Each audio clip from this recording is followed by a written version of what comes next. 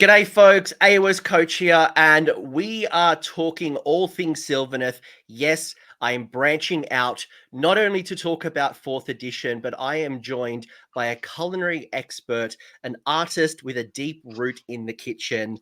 I'm joined by Michel Taune. I've butchered it already. We've practiced it a few times. 0 out of 10. No, I'm sure it was like 3 out of 10. But Misha is going to help us, who is going to leave me really, I'm hoping, inspired with his 4th edition knowledge. Misha has come out of Team Sweden. I know you've played many, many years. If I'm not mistaken, you have like an 80% win rate with Sylvaneth currently in 4th edition. So you're doing really well. And I've heard the noise. Sylvaneth's bad. They're not doing well. It's a hard army. They've nerfed our strike and fade. So I want to get under the hood of somebody who's doing incredibly well and understand how do we all adapt to 4th edition. So without further ado, g'day, welcome. Thank you. Introduce yourself and save me from that introduction. Did I leave you inspired? Yeah, that was really good actually. I'm so used to my name getting butchered, so that was the best so far from non-Swede. So I'll take yeah. I'll take the win. But for anyone who doesn't know who you are, you have been on Team Sweden now. What, since 2022? Like you've been a part of the world scene for a while. I competed 22 and 23. This year 2022 I competed with Soulblight, and I took Sylvaneth to the singles. And 2023 I competed with Archaon and Splintered Fangs. So I never brought Sylvaneth to the world scene in that way because it never fit our team composition. So this year I said to Leland, the coach, that if we're not playing Sylvaneth, I don't want to be on the team, basically. And none of us thought in December that Sylvaneth would be competitive enough to play at Worlds. So I was just practicing Sylvaneth against them. All the lists that were at Worlds, I played against our team, basically, to prepare them. Otherwise, I don't play so many tournaments a year. I play mostly one-day tournaments because I have a small child or a 1.5-year kid. So I play as much as I can on TTS and like one-day tournaments where I test basically everything you can in the book.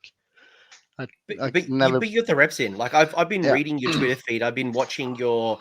I've loved where you've written down like the battle tactics and you've seen the game unfold, and like you've done the reps, right? Like sometimes tournaments do really well. You get a really lucky draw, or especially in 4th edition, whoever knows their army better often wins quicker. So let's not discount all that. No.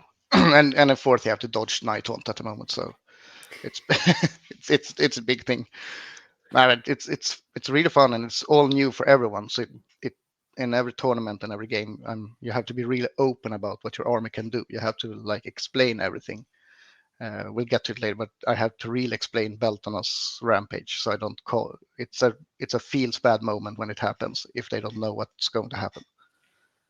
So, to be fair, I think a lot of people don't know what's going on in their own armies, given how much has changed. The game 4th edition has fundamentally changed, and probably leads us into Sylvaneth, and maybe we'll bear some fruit from the tree. I'm going to keep doing bad puns all episode. I love it. I love it.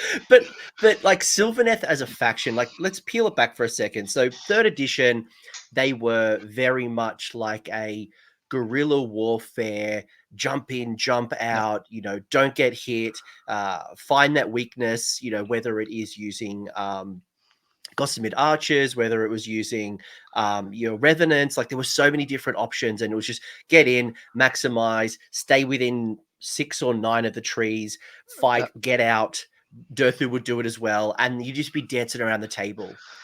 Strike and Fate's changed a lot, but so has 4th edition. So maybe let's start the episode as like, how is Sylvaneth in 4th edition, and what have you found so far? They require a lot more planning. That's the big part. Like before, I've always loved Sylvaneth because they have been really easy to play. In my opinion, for a newcomer, you don't have to know your auras in the same way, because you always teleport a dude to a tree, and you could always misplace a model and then move him, because you were allowed to teleport after movement. So if you by some was like 1 inch wrong, you could always teleport a dude to the right place, and you would always keep your auras, and you would always be safe. Now you have to plan the turn you put the tree down where you want to stand, because you can't. That's the biggest part of fourth, is that people can charge your trees. And I've lost I lost so many points and games for people charging my trees instead of my units. Like deep striking stormcast gets a 3-inch charge because they are within 3 of the tree, so they always reach your models. Like it's really rough. So now in third, you were putting trees all over the table just to have them in case you ever wanted to be in that spot. And now you have to use it to turn you're teleporting. Basically, it's a bit rough, but it saves you a lot of like gamey interactions. Like people tend to hate playing around trees because they have branches that touch their models and everything. Like it's just annoying when you play with it. So now at least that part is gone. People think it's more fun when there's not trees all over the table. But But that's the big difference, like how we play with the trees. That's the biggest difference between Sylvaneth now and before, in my opinion. in my opinion, and I'm not as wise as you are, it feels like you've moved from this expansive, agile. I think I used the word Yeah, guerrilla before. The guerrilla. It feels like you've become much more of a castle-y army, and I don't know if that's yeah, just me, how I've read the rules of using the Awakened Wildwoods. You've got a lot more short auras, like 6-inch auras, yeah, or the spell ranges are quite short. So it felt like, at least in my mind, Sylvaneth was much more staying within a certain bubble. And yeah, the bubble moves around, but you weren't as high no, mobile as you used to. That no. was at least my perception of Sylvaneth, but I haven't played them in fourth yet. No, but in third you could reach the other side of the table turn one. That's gone. Yes. That's not. So you're correct. I always played them kind of castle, kind of like a shooting army, but Dirty was the shooting. He just went in, delete something, and came back every turn. Like that's the same. Like as you described guerrilla warfare, you were casting up, making sure no one could kill your key pieces, and then you send one of them out to like take care of like something that scores points, or opening up the can to just get to the good stuff.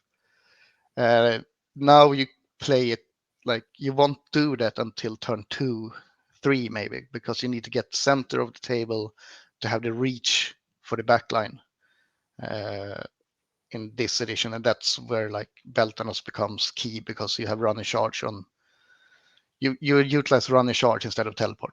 Basically, it's Mm. the big, because that's like Alariel gets 20-inch running charge, which is insane, or 22 if you have the heroic trait, and that's far enough for her to get wherever you want. Uh, yeah, it's fun. It's it's different. It's very different. I'm not gonna say it because I'm not. I don't want to sound like I'm on a high horse. Was absolutely gutted when I saw the review of Sylvaneth. I felt like this is never going to be played again. I actually was about to stop playing, and then I had to put the games in, and I realized it still works. Let's sit on that for a second, right? Yeah, Because you, maybe the listener right now is listening to this thinking, this top player, someone who's doing really well, was ready to walk away from Sylvaneth. They have pulled away of a lot of the things that I really loved and enjoyed. Maybe that was the play style that I really loved, right? And maybe someone sitting on the fence right now thinking, Sylvaneth's not for me. I'm going to put it away for a while. But you, despite you've persisted with the faction, you found a way. You yeah, found a way that, and it's hard, right? Because you might have enjoyed that play style, and it's still there. It is still there. You still have. We'll go into the rules. We will get into the rules soon, but I want to yeah, context set here that it is really a mindset shift. Like, right, okay, third edition rules are gone. I get it. I miss some of the things, but how Does this new army unlock new opportunities? Is it the time for the Lady of Vines?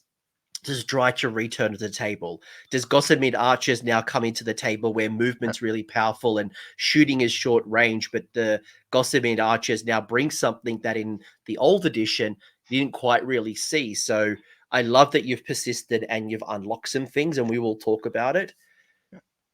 I mean, the thing is, like, I loved the playstyle before the third Ed Battletome came out. When the release of the third came, when Sylvaneth had the old book, when reroll ones became +1 to save, when those rules changed. So that was 2022 at Worlds, basically. That is the most fun list I've ever played in Sylvaneth, and it was 2 Dirthus and Preload Ancient.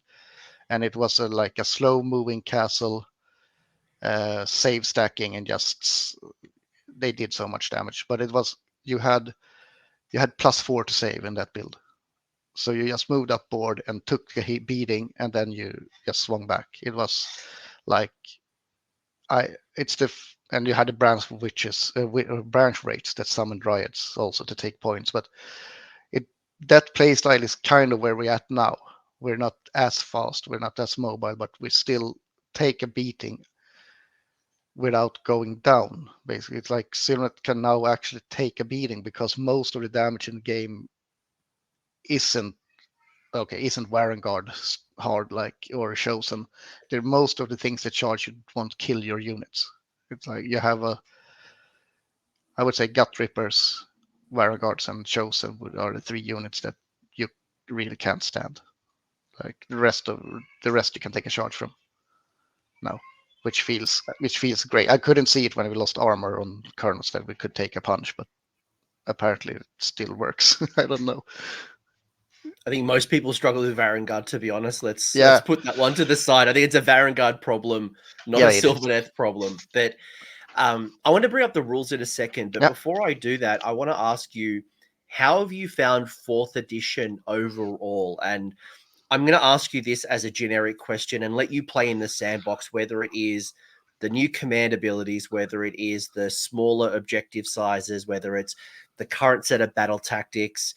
Does Sylvaneth play well into 4th edition? And if so, what are some of the call-outs? Yeah, I think 4th edition is fantastic to start with. It has a learning curve of at least 5 games to like get a hold of it. I know that in many of my games, if I win or lose, I've played rules wrong. Like it wasn't until the last tournament that I thought I could reduce control score to 0. So it's like things have been played wrong for everyone because there's so many rules to keep track of now. But Sylvaneth still has the movement without teleporting. We have a lot of units with move 12 or 6 on infantry, which is really long now. To be honest, we're fast, and that open up the best command of the game, which is power through. It's insane for our army to like go in, tag 2 units, kill one of them, and then just retreat 14 inches into your own trees where you're safe, and just rinse and repeat. It's the new strike and fade, in my opinion. Like, and you can do it with 2 units now because you can strike and fade and power through if you get the trees correct. And they I I haven't I've counter charged maybe once in like 25 30 games. I think I counter charged one. It's too many command points for Sylvaneth to use. Sylvaneth is really heavy on command points. We have the power through on Belton's or Aloriel. We have shoot in every shooting phase with this Kernot Bone Hunters, which are amazing. You wanna shoot as often as you can, basically, and then you have rally. As long as you're not playing like Kernot heavy, you will rally almost every hero phase as well, and that's your 4 command points. Then you haven't used all of the attack yet. It's very very scarce, which is the reason Sylvaneth shouldn't take 10 in the first turn. You should make sure you're the underdog from the beginning and play for turn 5. Yeah, you win games by having 1 more command point. Yeah. It's weird. what it works. And that might be a strategy. I know some people think about, becoming underdog in turn 2 to just get that extra CP, Yeah. avoiding auxiliary like the plague. Well, actually, that doesn't work after going through COVID. No. We know some people just don't avoid plagues. But the command point, you've got so many great options with command. So Yeah. you've got great units that can tap into cover fire. You've got good magic that can tap into obviously magical intervention. You can obviously +1 to hit, +1 to save. Power through is good for you. Counter charges is Yeah. good for you. Like all 6 of them, 6 are useful. So managing your resources is going to be important. And Sylvaneth, I feel like it's always been like you don't kill your opponent with a hammer. It is with a surgical knife. It is that slow cut. It is that precise cut, Yeah. and it's waiting for the right time to strike at the right spot with precision because you don't want to get hit back. Yeah, that's actually true, and that's the unit that allows us to do it now is the current hunters with bow, because they put your opponent on a clock. If you're within 18 inch of them, your heroes are gonna die. It doesn't matter. They can one shot. They one shot a 4-up 14 wound hero basically. Like you can't save any support champs against them, and they could, if you roll high, they can one shot Kairos or Manfred or any of the big dudes as well if you roll hot. But in 2 turns he's dead anyways. It's insane. It reminds me a lot of Stormcast right now, where you're seeing a reinforced unit of long strikes. Yeah, They'll pop them into the primary target yeah, rules for the general's handbook to get a +1 to hit, +1 to wound against the opponent's general regiment. They're using that because that just brings it to like super consistent, yeah, even with cover fire. Like it's just an abs, and they can ignore if they don't move, they ignore guarded hero as well. So like they yeah. just absolutely rip and tear heroes. And that's true. We didn't really talk about the honor guard rules, but they're really fun. And I'm one of the few ones. We'll go through it later. But I play most often. I play bodyguard rule to make sure alive is alive. It reduces attack by 1 within her combat range, which is really really good against wearing guards and stuff as well. But I've never seen anyone take the plus ren, so I assume they should change that rule to something else. I have with with other armies, like Yeah, it has worked in some ways because it just makes you much more deadlier, but priority targets kind of raising up. But anyway, yep, that's yeah, 4th edition General's Handbook stuff. We're yeah, talking Sylvaneth, and despite I guess the point I'll make here just before we transition is, despite my guest feeling a bit hesitant and not feeling the love initially, we're now obviously sparked some ideas. You're doing well, and we've started to crack the code a little bit, which leads me to I guess first the battle traits. Let's yeah, talk a little bit about the battle traits and how you think of them, how maybe you've transitioned, because some of them are pretty consistent. Well, not consistent, but you had Strike and Fade, you had Walk the Hidden Paths in 3rd edition, but some of them have changed, some more than others. yeah. First off, let's go endless growth. Once per turn in the army, you pick a number of Sylvaneth units wholly within 6 inches of any friendly wildwoods, and it heals D3. Yeah. It's just Passive, basic. it's good. It's good. It's like we're gonna get to when we go through units, but units with like 14 wounds, it's fantastic. So, Basically, so you think a lot about this as a hero healer, yeah. or a monster hero healer. There's a The trait thing, coming up soon that allows you to heal flat 3, right? Or is yeah, that's a that battle that's formation?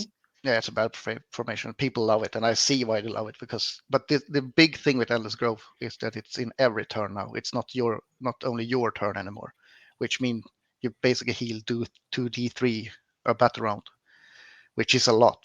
It is a lot. If you heal flat 6, then it's very very much. It, it it's strong. It's way stronger than it looked at first glance.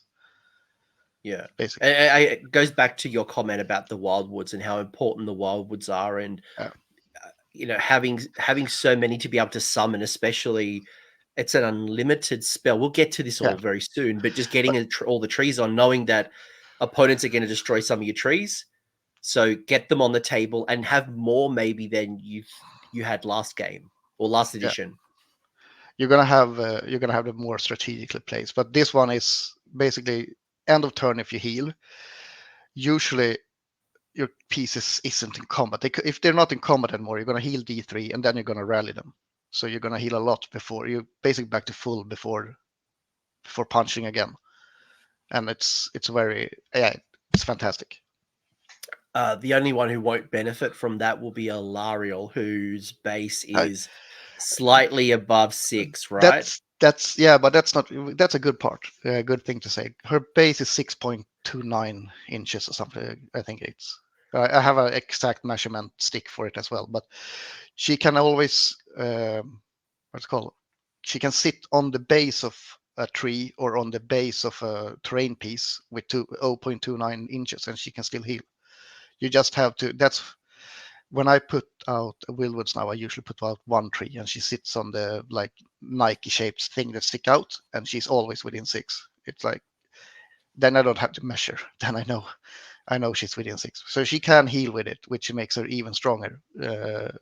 Actually, Thank you for calling that out, because it's what I wanted to hear from you. I wanted to hear a no, actually, because yeah, the 6 inches technically is larger than a base, but you do have the circle and you do have yeah, some really precise positioning that allows you to tap into that. So yeah. She just just don't need to overlap, like be on top of it, and it's okay.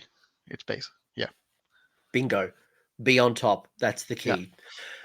Strike and fade once per turn for the army at end of any turn. So pick a friendly Sylvaneth unit that's in combat, wholly within 6 inches of the wildwood. Remove that unit from the battlefield, set it up again, more than 9 inches from enemy units, and wholly within 6 inches of a different friendly wildwood. yeah. So I guess the two questions is, how has this changed? And then how do you make the most of it? It changed that before we didn't get hit back. It was as soon as you fought, you teleported away, which meant only like murder rolls or a mortal wound bounces could hit you back, which kept you safe. And it was whole within 9 or whole within 12 with a battle trait as well. So Yes, yeah, there was one that extended you to 12, which yeah, was super generous. so this one was like bread and butter of how to play Sylvaneth before. What happens now is that you're going to set up a more defensive castle and you can teleport away. Basically, people tend to get to the bow knots. So if how I played it, so I had Alarl in front of the bow knots and the bow knots within range of the tree as well. And then when That's people charge Kurnoth in, hunters with bows. yeah, Just exactly. for Sorry, those people who were like, "What is he talking about?" the current hunter with great bows. Then the people tend to try to get to the current hunters because they don't shoot in combat. So they put a lot of resource in their turn to get to the hunters, which then in their turn teleport away. And in my turn they can shoot again, which is like it's been the move that won me the most games. Like they put attack like 2 Warren guards into current hunters and kill one of them maybe, and then you teleport away. You're no longer in combat, uh, and then you just kill whatever you want again. The part where you can teleport away in their turn is what makes this ability strong again. And if you don't have a tree up, you can always summon a tree in their turn, with, like to put in position. Because the summoning tree, yeah, we can get it. It's With no magical range instead. intervention, right? Yeah, Yeah. but I Uh, think Strike and Fade is actually probably better now. It's worse in some cases, but it's more. It has more utility to it. I think it's actually better now than before, which is it's one of the things that gutted me the most when I read the rules. But on the playing field, it's actually really really good now.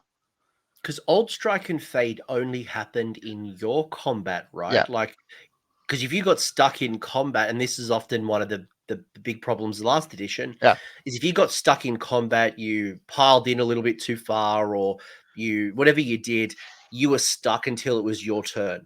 yeah. But So you can now the get new doubled. strike and fade allows you both.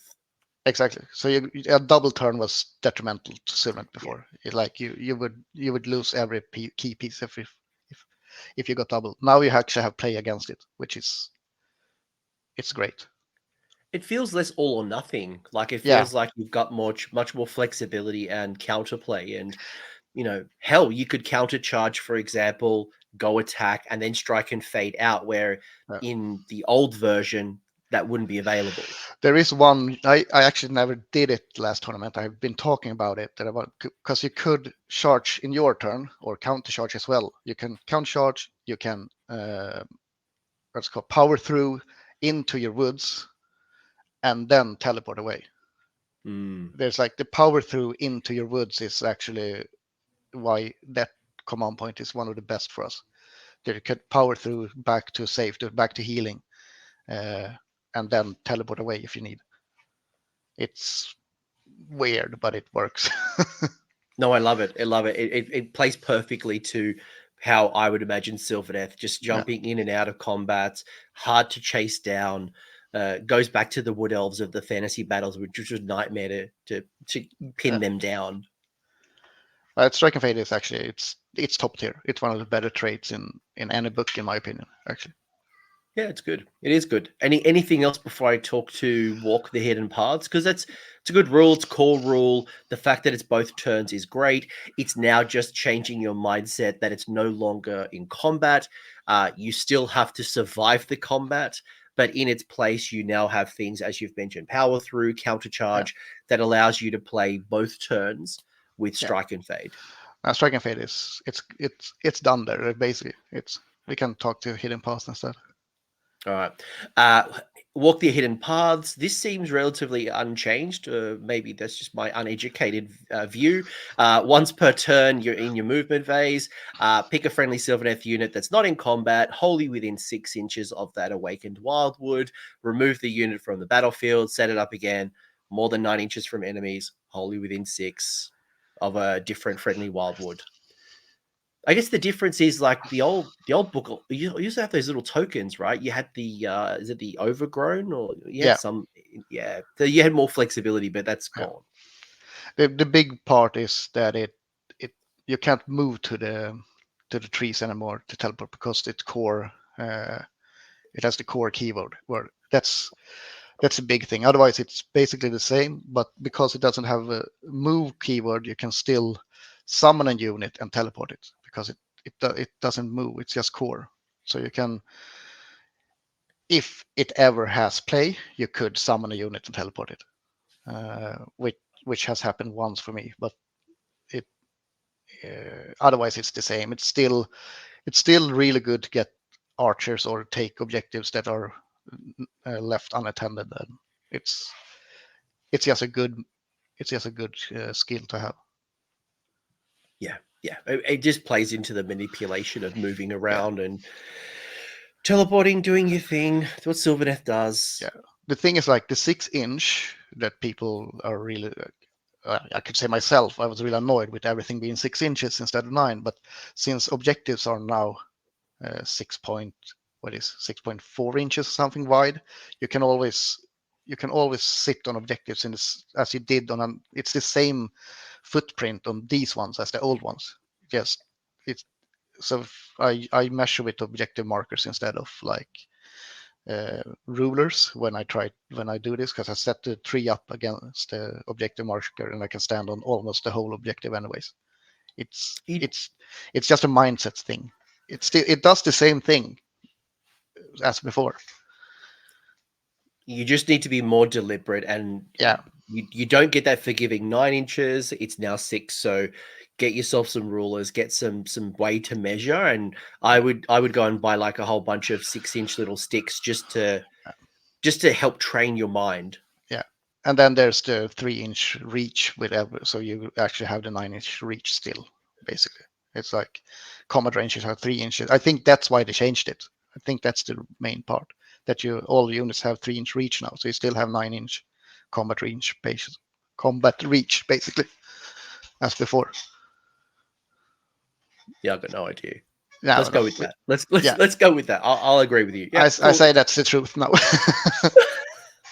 we'll ask Matt. We're like, Matt, why'd you do this? But overall, I think these are good traits. All three of them are Yeah. useful. Two are strategic. One is a nice little bonus, the healing.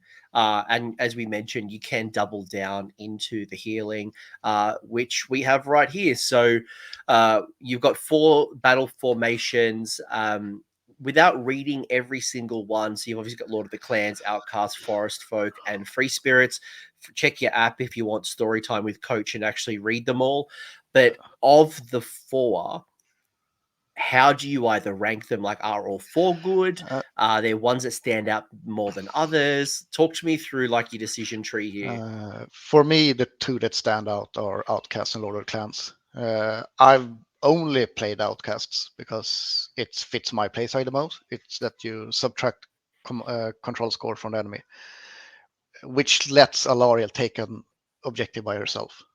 Like, you can't really keep the objective out of Alariel because she counts as 5, which is not that much. But if you have another monster counting as 5, she auto takes it. If that monster has friend with it, you reduce them to 1 as well. So she could take the objectives from like almost any units. Allow it. Lord of the Clans is just good. It's the basic. Learning to play Sylvaneth, take that one just to like don't have to think about everything that happens. Forest Folk shouldn't have the non-current infantry like keyword, but it I guess it works. It's not that good. You have to play into it, and we have one list that plays a little bit into it. And the worst one is Free Spirits. I don't know. It's so restrictive. I've used it once actually when playing one unit of bugs, but it's like you get one Sylvaneth cavalry unit that can run in charge in your turn only, which means you can't get a retreat and redeploy in charge either with it. So it's weird. It's just I can't think of anything but Night Haunt when I read it, and I feel sad. But if you're not playing Beltanas and you have a unit of flies, that's I would probably pick that one. Like it's still good in certain circumstances. Do you like the cavalry options like your Seekers and your Lancers? Or is it the fact that they're not doing well or they're overpointed, for example? Not saying they are, but just hypothetical. Like, is it that the rules are not good, or is it the cavalry options, in your opinion, aren't good? They are actually we're gonna get to them, but they are actually really good. I love them, but the problem is I they have anti-cavalry keyword, which is insanely good. But the only cavalry I end up playing against is Varangard or Night Hunt. So it's not as good then. So we'll see when everything unfolds in fourth. I still think they're insanely good. I don't hate free spirits, and look, I agree with you. If you're trying to go cavalry into cavalry, it can be hard, especially Varangard. But peel that back for a second, assume the meta's settled in, and points have adjusted, rules have adjusted. I don't mind if I was running even one unit of reinforced seekers or lancers. Don't have to go all in like the old army of renown. But I don't hate the idea of running like one reinforced unit of bugs and being able to run and charge. Like that No, in itself can be quite strong. I don't think you have to go all in on it, but I don't hate free spirits. But you are, as you've said, restricted. So like, the rest of your army isn't reaping the benefit. but it's like you just save yourself 330 points on Beltanos basically to get the effect, which is because it could get you 3 units of Dryads or almost 3 units of Gossamids. So it has play, but I think it needs the general to know what they want to get out of it. And run and charge is the second best thing in the game at the moment. I think retreat and charge would be the strongest ability to have at all points. If this one will give 1 unit retreat and charge, I wouldn't play any of the other ones. Basically, Yeah.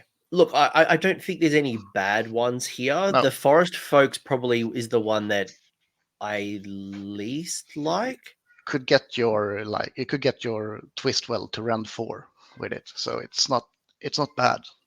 It it's just not units that are played as much now. Yeah, that was my feeling. Like when I looked at Forest Folk, I'm like, yeah, like it's not my favorite. And I think it's because, to your point, it's the units that I would likely to select. Like, if I was running a whole bunch of Tree Lords and Durthu and the old Monster Mash, Yeah. Lord of the Clans, excellent. You want to run your bugs, Free Spirits is there. Yeah. Do I want to build around Forest Folk? Me personally, probably not. But I'm sure there's someone out there who'll go 5-0 with it and prove me wrong. Yeah, I think so too. They're still good units. It's just not as fun at hitting with some of its Spite Revenants as it is with Durthu. It's basically that. It's more fun to put your big models on the table. Yeah, I tend to agree. Like Spite Revs are great. Like, don't get me wrong, but like, yeah, it's hard to get excited building around them. Yeah, But, that's the truth. It's not as fun. all right. I think, long story short, all are looking good, but I think, to your point, Lord of the Clans and Outcast are probably the top two at the Yeah. moment, but I don't think any of them are bad. No, they're all playable. They're all good, and it alters the way you play. Lord of Clans doesn't really alter. The rest of them has to change the way you play. I think when we start looking at our heroic traits, I think this is where we start getting a little bit clearer picture. At least I thought it was a little bit clearer picture of which ones that I would take first or second. So you've got Radiant Spirit, War Singer, and Spell Singer. Of the three, like, what would you rank them first, second, third, and talk me through why? This one is actually really hard because I would probably rank them all at the same level. That's the problem. Really? Yeah, Really? it's all meta and like playstyle based. When I saw it, Radiant Spirit was the auto take for me. Then I realized like most things come from manifestations now, most damage, and it doesn't block manifestations damage or effects from manifestations.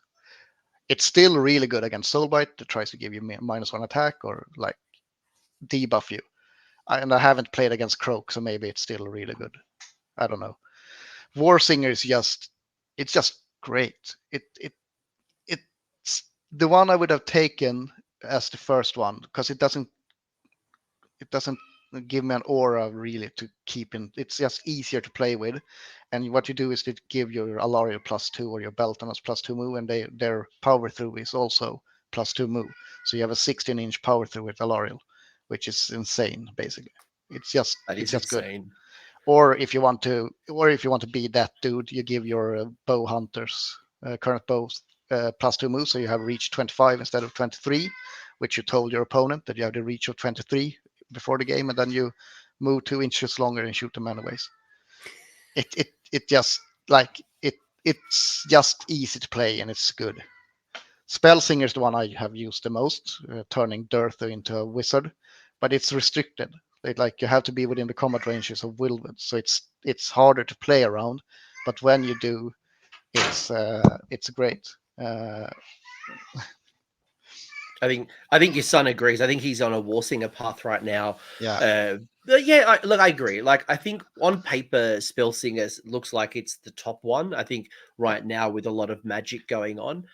But to your point, you are tied to the Wildwood, and yeah, smarter generals are quickly realizing the importance of targeting manifestations and terrain yeah, features now that they have a wounds characteristic. I think the old game where you couldn't target a Wildwood, this would probably be easy auto pick.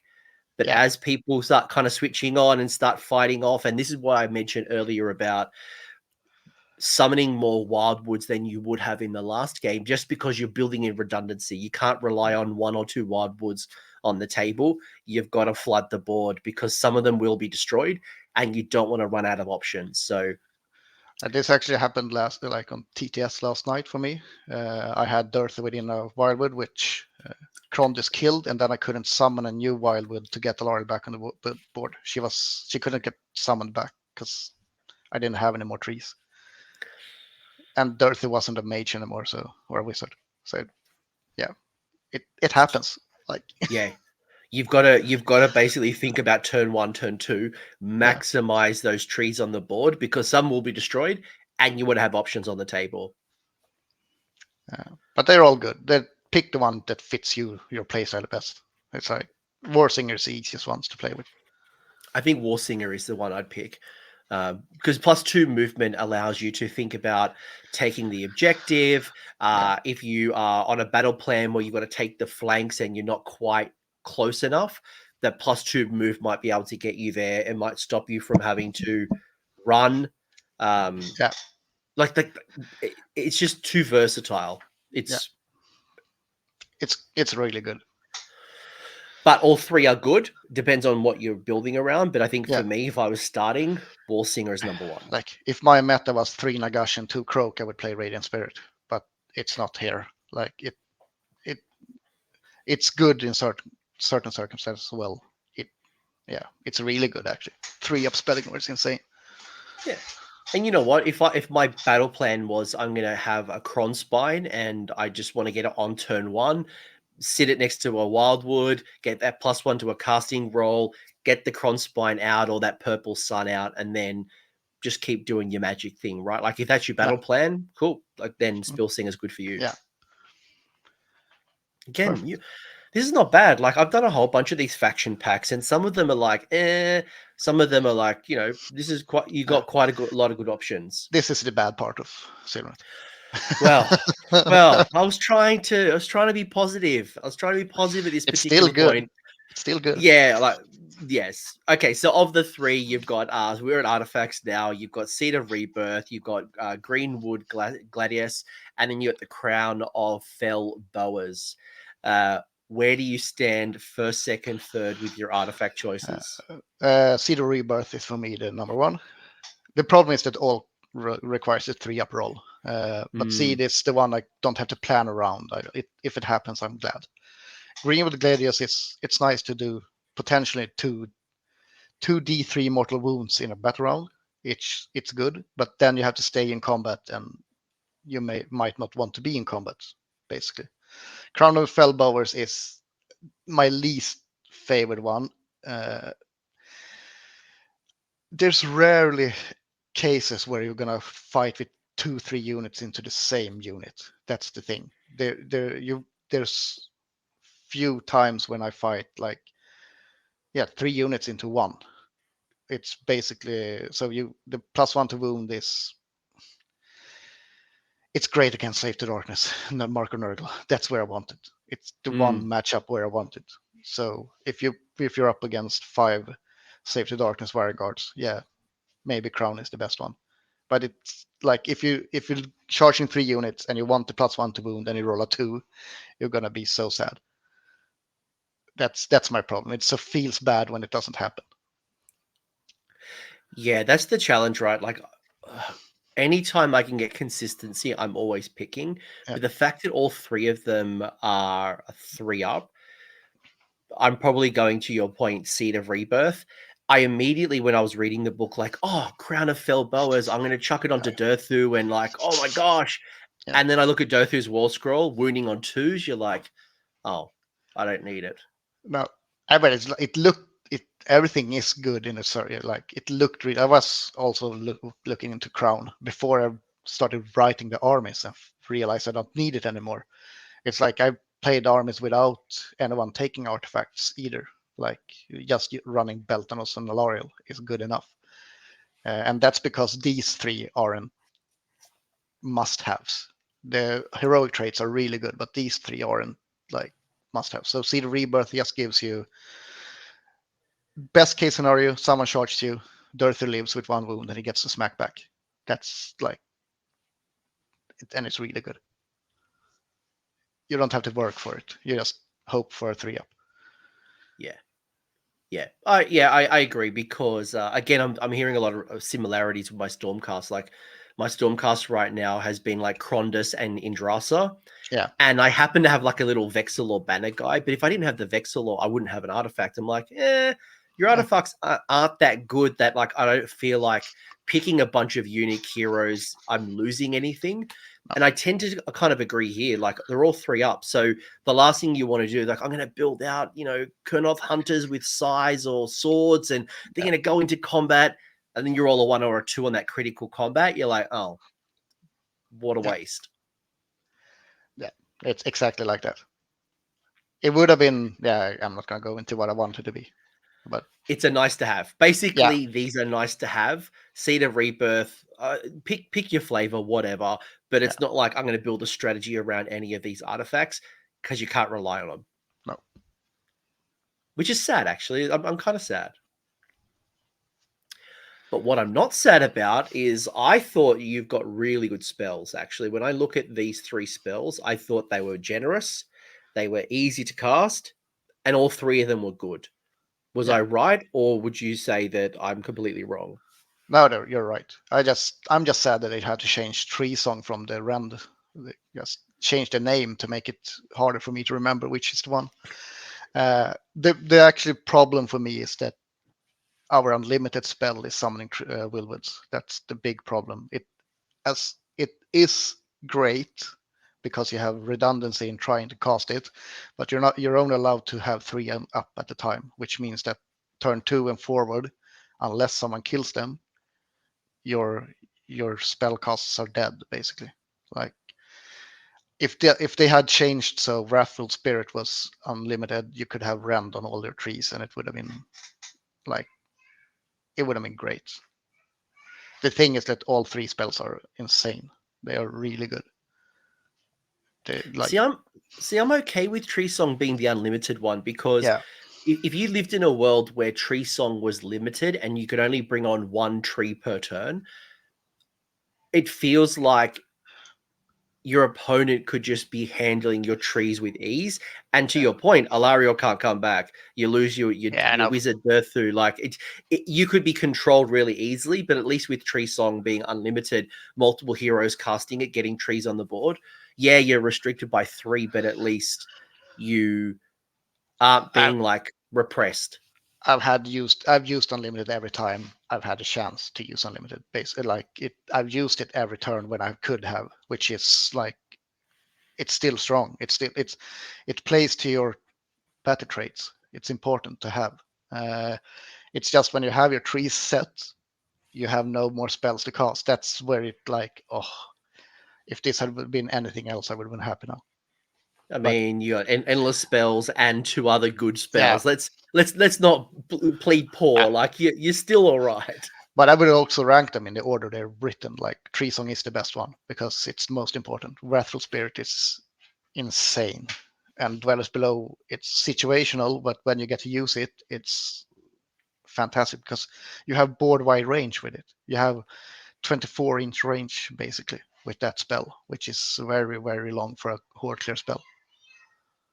Yeah, and the fact that you can tap a unit that's within 6 inches of an awakened wildwood, that allows you to reach out and do a bunch of wounds, You summon especially the to the tree and then hordes. you cast a spell through the tree. Yeah. It's really good. It's like I love that spell. I use it every turn basically, even if it's against just one model, because we have the cast in my armies. I have enough casts to cast it every turn. It killed the Avalenor once, Avalenor, the Mountain King. Oh yeah. Yeah, so that's good. MVP. What, 1 dice roll and a 5 up you roll that And I killed him. Alariel was Brilliant. left on 1 wound, teleported away, cast it through the woods, killed him. Brilliant. Like they're all good. Like, and this might be, and I'm going to lead into endless spells in a second, or manifestations. Like you look at the Dwellers Below, you're like, right, okay, this is a good horde clearer.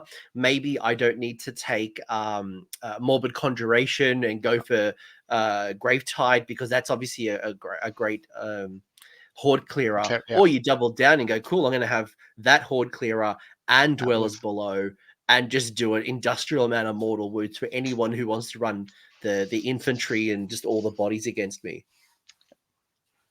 Yeah, that's true. Like, and we will talk manifestations in a second. But again, all 3 are good. In I guess Wrathful Spirits and Tree Song are the ones that you most cast. Yeah, you would cast all of them. Like the thing is, like you won't cast Tree Song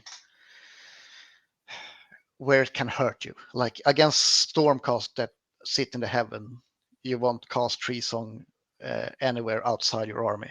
because you don't want to give them the charges. That's like the restriction now. Can you explain that to me for a second? So let's imagine, because some people might be listening to this going, what is he talking about? So what are you thinking, and what does that all actually mean? The thing is like faction terrain can give movement to the enemy units. That's the core, because you can charge them, you can fight them, but you're never locked in combat with them. So, for example, the game 3 I lost to Teos Singe, he ran Kairos into my woods, piled him 3 inches onto an objective to get the objective. He just gained movement from fighting my trees. And for Stormcast, for example, they can land on top of the trees, so they are in combat. But in the charge phase, the trees doesn't count as a unit, but you're allowed to end the charge within half an inch of it. So he can roll snake eyes and still move forward towards your army. They can assure they make the charge by being within 2 of Wildwood, and then roll a 5, and then pile 3 to get within 9 to get to fight you anyways. Basically, they gain movement.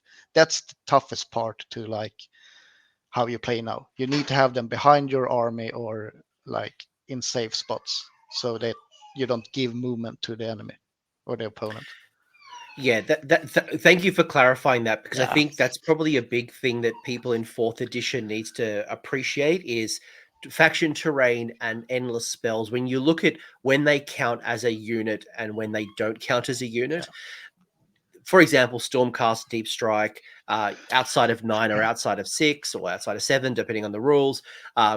Sure, I'm outside of 9 of your units, Yeah. but the faction terrain actually allows me to get a little closer because I'm not being blocked out, which means I can then charge, slingshot into something else. So just for the folks who may not have connected the dots just yet, Yeah. they can work against you as well. So just bear that in mind when you're thinking about defensive castles, how you position your trees around. That took me about 15 games, like to realize how I can put my trees, and I still have trouble with it from time to time. The thing is, like there was an FAQ or an errata in the battle profiles that changed, so they don't count as a unit in the charge phase. When they did, you could lock people. Then so the first games, like I put trees out front, and if they move close to them, they're locked in charge phase. They can't charge anymore. It was really good, and now you have to be a little bit more restrictive. Yes. Yeah. So just bear that in mind when you're playing with trees, and also manifestations, because they play a very similar role. Yeah. You look at the rules, and it's manifestations count as units during certain times, but not necessarily all times. So they won't score you a battle tactic, for example. But the question I have for you as a Sylvaneth friend is, how do you think about Sylvaneth manifestations? And then the second question is, do you pick them over one of the generic ones? But I'm going to ask you and assume that Morbid Conjuration gets brought into line in some time, somehow. So, because I think Morbid Conjuration across the board is just a little bit too strong. So it's unfair to compare your faction against Morbid, but that's true of everyone. But like for Sylvaneth, in my opinion, the manifestation lore like is Morbid is number 1, Primal is number 2, Kronspine is number 3, and then we have this one, in my opinion. Even though I play a different one, I play Edworth Mcryan, which I would rank at 5th.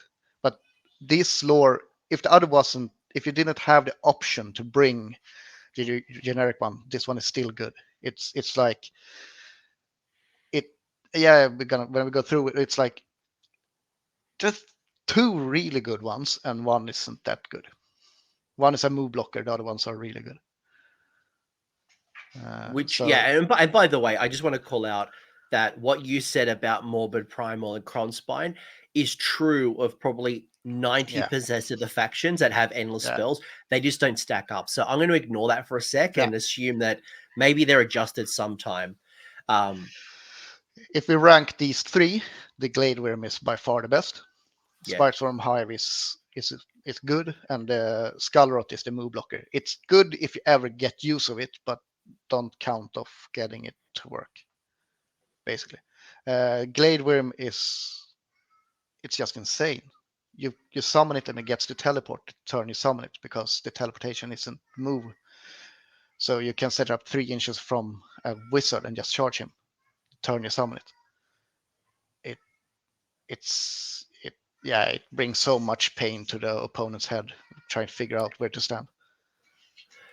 Yeah, I really like the Glade Worm because, for example, let's go what you just mentioned. Morbid Conjuration, Purple Sun is one of the big ones. Yes, Gravetide, yes, Shackles as well. But Purple Sun's the one often we're worried about. Kronspine, Gnashing Jaws, for example, in Yeah. Primal. All 3 of those are bound by a wizard. If Yeah. you go wizard hunting with the Glade Worm, teleporting around, going and being a real pain into that wizard, you'll remove the Kronspine immediately. You'll remove that Purple Sun immediately. And that threat is enough to mess around with people psychologically and on the tabletop. So the Glade Worm, I think, is really good. Obviously, the question is, do you take it over a universal? And it's up for everyone. But I think the answer is no, obviously. The answer is obviously no. But in a future world, I don't want you to write off this endless spell list because there's some good stuff. Unfortunately, the universal generic stuff is just so much better for everyone. The problem more of it is like 4 insanely good spells. That's the problem. It's like, you get 4 also. That's the problem why it's also so good. But like we've talked about run and charge, and Spiteswarm Hive, people are really sad because you don't get +3 anymore to charge, but you actually get +1 to run and charge, which is if you then use War Singer, you have +3 to your move when you run, plus a d6, and +1 to charge. It's actually really good. It's like all your big monsters become real pain. Like I think it's worse than before in some cases, but it's sometimes you want plus to run to get to points of the table instead of like just charging. I think it's still. I could take this lore for Spiteswarm, basically. Yeah. Glade Worm, Spiteswarm Hive, good. But I think to the point, Morbid, Kronspine, Primal, or even what you've been using, and we'll talk a bit more about that soon, the Aether Wrought. This is a lot of good ones. Then you have both the Glade Worm and the Skullrot has 8 wounds on a 4-up save with 6-up ward. That's a good stat line for a manifestation. The Skullrot, like its ability, you're not gonna have use of that much. That's why I don't think it's great. You're gonna have your own units die for him to lower, or for it to lower the control score of enemies within its combat range. But if that's ever the case, I would just kill the Skullrot. Like if that would be the balance between having an objective or not, I would kill the Skullrot before killing Alariel. Basically, it's good, and I've seen people say that they would love it to work like a mobile Awaken Wildwood instead, and I couldn't agree more. Yeah, I would like to see that. That would play nicely. It would play into like lore and everything as well. But yeah, it's not bad. It does 2 damage a turn basically, but it's not bad. It's a great move blocker because the base is really, really big. So to summarize endless spells, good lore. Like it's not bad. Like all 3 of them have their place. It's just that the universals are better right now. So don't write them off completely. Also, don't rush out and buy them if you don't owe them immediately. Glade Worm, I think, is one that if you think about this and build around it, I think actually it's quite a good one. And especially if you're finding your meta right now is super wizard based, you can't control all the the endless spells are just running wild on you. The Glade Worm could actually be a really good little hunter There is one matchup where the Glade Worm is actually insane, and it's OBR, because OBR generally like they run one small wizard, the OS effector, what's called, and then they have cut across or and just to be able to threaten the OS effector with the 18-inch shooting, and then if he keeps out of it, he has to keep his Immortis guard or something behind him, so this one doesn't just tear him up.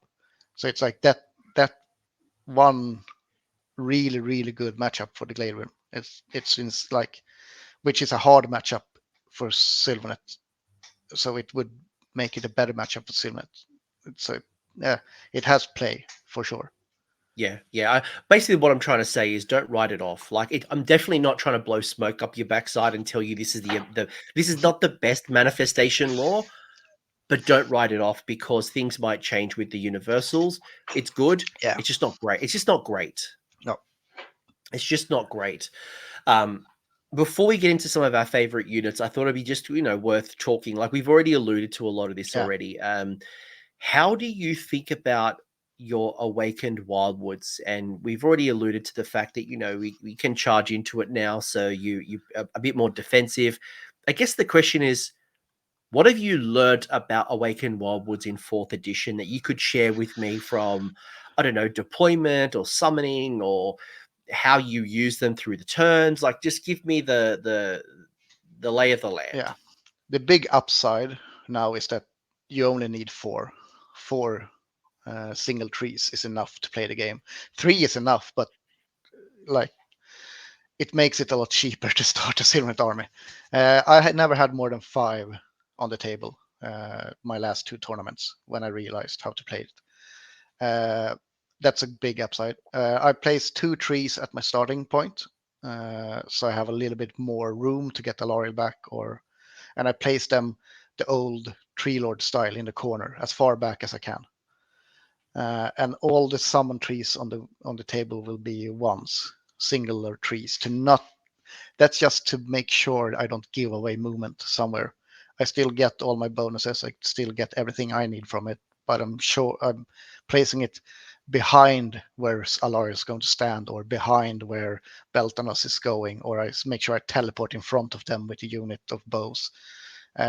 Because you don't want your bow hunters behind the wood anymore, because that gives cover to your enemy when you're shooting them, which is very weird interaction at the moment. Unless you're within 3, because you ignore the cover rule if you're within 3 of your own units when shooting. It's weird, but those are the big takeouts. You don't need as many trees. You place them behind where you want to stand, and you don't want your bow hunters center of a wood anymore, which you wanted before, because then you give cover. And when you're bringing them onto the table, you're imagining, or I imagine that you're imagining how the game's going to unfold. So you want to have a tree. I don't know. You want additional trees on the flanks, or if you think that, talk to me about. Yeah, I know okay. each battle's going to be. I know each battle's going to be different, and every battle plan is going to be different. But how do I bring on the second and thirds? Any advice? How I do it now is that I bring it on the turn I need it, basically. But I bring it on behind the objectives for the opponents. So I would probably place it like 3 inches behind an objective if possible. Like, it's not always possible, but because then I can teleport and stand on objective without problems. I could block the teleport from Soul Blight getting within 3 of my inch and stand on the objective. I just make sure no one can teleport on top of the objective. If that's impossible, I would place it more than 3.5 inch away from the objective, so that no one can charge my tree and pile onto the objective. Like, this is where the 4D chess type of Sylvaneth comes in mind, because you really have to be meticulous of where you place the trees. There's no feeling worse playing Sylvaneth than when someone gains, like, they win the game from your trees being in a place where you didn't want them to be, or it was good for you 2 turns ago and now you lost the game to it. It's like, it's the worst feeling. But when you get a hold of where you should place them so that doesn't happen, it's all done. It's like everything is just, you just get your bonuses as it should be. So I usually only place one tree on the board, so I keep one tree summonable to where I need it. Like I always turn one, I'm going to summon one tree, and I'm going to summon it the place where I want to defend. Usually, like on most, we could take border war for example. I'm going to fight my own objective and the right one, for example. I'm going to concentrate on those two. So I have the wood in between them, so I have all the bonuses where I need them, and then you will send Gossamits or something to hunt the other objectives. But just place them where you want to fight, and make sure they are behind you, because then you want to build a castle that people charges into. Now you will see it like site hunters and such. You want to build a castle that people walks into, and then you just obliterate them, and then you run out of your castle and take the board. And And this it is all why I starts with the asked you the trees. question. Yep. This is why I asked you the question, because you've got to be deliberate. You can't Yeah. just chuck a bunch of trees on and just put them down for the sake of putting them down. You've got to be really meticulous and deliberate on how far am I from the objective. If I then come out of the tree, if someone's sitting on the objective, can I get onto it without being in the combat zone? Yeah. If I lose that key hero like Alariel, for example, where's my go out strategy? Like, what is the tree that gets me out of danger at Yeah. nothing more? Like, you've got to be really deliberate, otherwise you'll probably beat yourself. Yeah. But it's that's what I mean. It takes like 15 games. Okay, I didn't have anyone telling me this, but it takes like 15 games to like know, because there are different mission pools and there are different, like, to get the whole of how I want to play the list shows where I want to have the trees. Basically, it's no problem. It's just different than before. The other thing that I wanted to mention, and you've alluded to it, is that now that the General's Handbook has terrain maps, Yeah. you can plan out your best case scenarios. You can sit there with every battle plan to go, right, here's my deployments, here's where the terrain is, I know where I can and can't put my terrain down. Assuming that, the battle isn't going skewed, these are the good options for me, where whether it's the turn 1-1, whether it's, as the game's unfolding, you can play this all out. Yeah. And it'll help you. Yeah, you don't follow it to a T in every battle, but it's going to give you some good ideas, and you've thought about where you want them and why you want them there. Yeah, exactly. There's one mission that skews everything, and it's Star Strike, but people have to figure it out. There's always one. There's Yeah. always one. But you get my point. You Yeah. get my point. But cool. You want to talk some units? You want to talk some units? All right. Fantastic. As I transition, I do have to ask you. So, Luckyloki asked from Discord, perfect time. If you were a tree, what tree would you be? Oh, that's hard. No, I would love to be an oak, I assume. All right. Something majestic. Love it. Love it. I'll take ironbark because it is one of the hardest trees out there in the world. It's also Australian, and it's tough. It's really tough. You watch some axe splitters, and they really struggle with ironbark. So there's my tree. All right. This was like when everything was previewed and Alari was previewed. I was so thrilled because this war scroll is actually lit. It's fantastic. A lot of the god models got a glow up, and so first off, I've chosen Alariel because we've talked a lot about Alariel and Belthanos as heroes. So I imagine at least we're going to touch on. We're not going to go through every war scroll, more just like some of your favorites and what's kind of coming up. You've also submitted 4 lists, so we can kind of show off a little bit some of the lists. Yeah. I guess, why do you like Alariel? Is she auto include? And tell me a bit more about what draws you to this particular war scroll. I can start with the only drawback, in my opinion. So it's that she's a war master. So she has to be a general, which gives +1, which gives priority target against her. That's the only drawback in this war scroll for me. What draws me to it is the Life Bloom. It's one of the best abilities ever. That Sylvaneth ever, or it's probably the best ability Laurel ever had. It's where she decides either to get +1 to casting or heal D3 in every hero phase, which means she could actually heal 4 D3 each battle round, 6 D3 each battle round, or flat 6 plus 4 D3. It's insane the amount of So good. sustainability she has. Her combat profiles, she actually learned how to fight with her spear now. So she actually kills stuff. She is the one unit I use all attack on, like every time, because the Wardroth, like it just sweeps enemies. Like I've removed 20 graveguards in one turn. She does like 20 damage with all attack every turn. It's a lot for her. She still keeps her good spell. It does 2d3 damage now, which is more balanced than before. And I think it plays better into the game at the moment. I like it. Plus, you get a free tree. Like Yeah, if you destroy the unit with the 2d3 mortal damage, you get a free tree. the most important part is that you can put the tree down. And now if you have 3 trees, you're gonna heal them immediately as well. But the spell is cast from her and not from the unit you kill anymore. That's the difference. And you can use it. You don't have to place a tree down if you don't want to. It's great. It's a great spell. 2d3 mortal wounds is it's insane in this edition. Then you have the Rite of Life, which is like bringing back dead units, half dead units, on a 4-up. It's only your movement phase. But the thing is, like, there's so much play in this one because if Laurel dies, you have to roll the dice for her. She has to be brought back within 9 of Awaken Will with a 9 from enemies. That's why an extra wizard is important. You can have your trees not being blocked.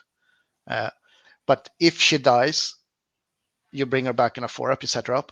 Then it's a replacement of Laurel that's set up. So if you have a Belton instead as well, you can roll the 4-up immediately because it's a new Laurel on the table. So you can really swing a game if you're lucky on your 4-ups when you're almost tabled. Like I've had it happen. I've brought the Laurel and Beltomus back in one turn, and that just won me the game. Like it's insane.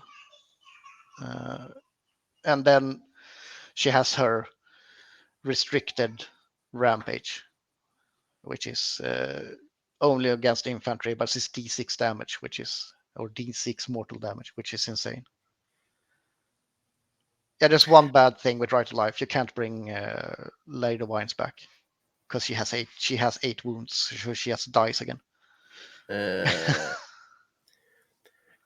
Is she auto include? I guess that's the case. Like she's strong, right? Like she's triple caster, 6-up ward, great combat profile. How many points is she? 680. 680. Yeah. She's expensive, but in my opinion, she is auto include. Like she brings everything Sylvaneth does into one war scroll, and now that she actually can kill stuff herself, she's so much fun to play with. Points per value, she's not auto include basically, but if you play Sylvaneth, most people have a Laurel because they love the model. They have been wanting to play a Laurel for probably 4 years when she's been not really that good. She has had a shooting attack that's like held the fort for you, like killing small heroes. And now she does everything you want of a god model, and she does it good. She's still squishy. She's still a bit squishy. But paired with Beltanos, she will have +2 to cast every hero phase. You say squishy, but she has a 3-up armor save, a 6-up ward, 16 health, does a whole bunch of healing. She's not that squishy. No. The thing is, she's not that squishy. She can't take a hit from 20 gut rippers or 6 Varanguards that we talked about before. But then don't let her do it. Who can? No. A lot of people cannot do that. No, but you don't have to be scared. If you give her the opportunity to heal, you can play her aggressive. now. You can send her in and just lock pin the enemy force in their deployment with Alariel. It's a tactic that works now. Yeah, with the +2 move, for example. Yeah. But like, she's also really flexible. Any Sylvaneth can join this. Being the War Master means she has 4 options. The fact that you can add a Tree Lord into the regiment as a Forest Sentinel, again, just gives you even more flexibility. And if you go Belthanos as well, or in addition, like all of a sudden, like you can be 2 drops. Yeah, Alariel paired with a Tree Lord as her Honor Guard regiment is really strong. It's really strong. None of my list has it, but it's really strong. No, it seems like it's something that everyone The puts thing in is, as like a good idea. It's just they don't do it. I saw it from I think it was Jack Armstrong or someone played it on. They showed it on Twitter, and I was like, okay, I can't play this now because someone else plays it. So I have to do my own thing. Otherwise, it's really, really strong. It's one of the best. You just gave like Jack Armstrong a seal of approval, Sentinel, Tree Lord, Alariel. Like that's an expensive combo. That is what? 260 900 points. Like that's 260 plus 680. Yeah. We're almost a half an army in those 2 units. Yeah. And it's worth it. You know what? You look at this War Scroll, and it's hard to disagree between, again, good combat profile, 3 up save, 14 health, interesting rampage, like some good stuff on here.